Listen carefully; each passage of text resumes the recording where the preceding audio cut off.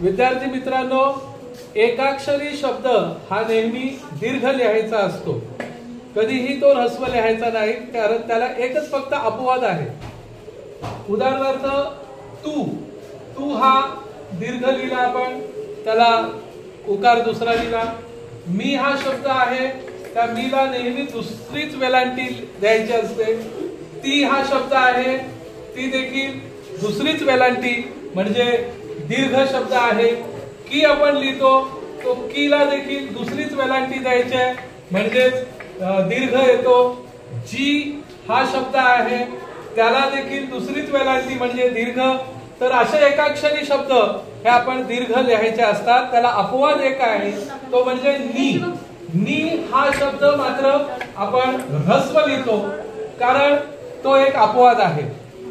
आणि साठी जो शब्द वापरतो आणीच्या ऐवजी नी, तो नी फक्त ऱ्हस्व लिहायचा असतो. बाकी नी सोडून सगळे एकाक्षरी शब्द हे कसे लिहायचे असतात? दीर्घ. लक्षात आलं तुमच्या?